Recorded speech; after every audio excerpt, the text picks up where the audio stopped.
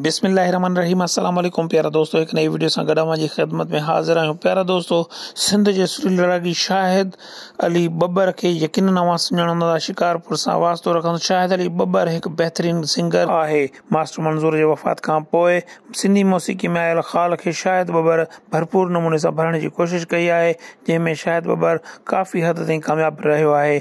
शाहिद बब्बर जेतोणीक तमामु बहितरीन ऐं मासूम तबियत रखंदड़ इंसान आहे, पर शाहिद बब्बर जे दिल में पिण एक रोमियो मौजूद है। शाहिद अली बब्बर कुछ वक्त अग में शादी कई है, जेका शाहिद बब्बर पांजे माइटन ऐं घर वारन खां खुफिया रखी है, ऐं शाहिद बब्बर जे परस्तारन के भी उन शादी के बारे में खबर ना है। शाहिद बब्बर जी कुंवार केर है, यो सब कुछ अज जे वीडियो में असां अवां खे ॿुधाईंदासीं। अवां खे गुज़ारिश है असांजे चैनल के सब्सक्राइब कयो ऐं बेल आइकन के दबाए नोटिफिकेशन ऑल ते करे छॾियो, त जीअं हर नई ईंदड़ वीडियो अवां ताईं पहुचंदी रहे। तो प्यारा दोस्तों, हलूं था अज जे वीडियो की तरफ। शाहिद बब्बर जैं कुछ अरसो अग एक खुफिया शादी कई है, जैं छोकरी जो ताल्लुक ज़िले नवाबशाह शहीद बेनज़ीराबाद से है। शाहिद बब्बर यह शादी पांजे घर वारन ऐं परस्तारन खां खुफिया तौर ते कई है, पर कुछ ॻाल्हियूं अहिड़ियूं हूंदियूं आहिनि जेके लिकंदियूं हरगिज़ न आहिनि, ऐं शाहिद अली बब्बर जो इहो राज़ पिण खुली चुको है। शाहिद बब्बर नवाबशाह शहर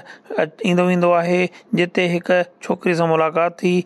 शाहिद बब्बर उनकी शादी ऑफर कई ऐं उन छोकरी वह ऑफर कबूल कई, ऐं शाहिद बब्बर शादी जे बंधन में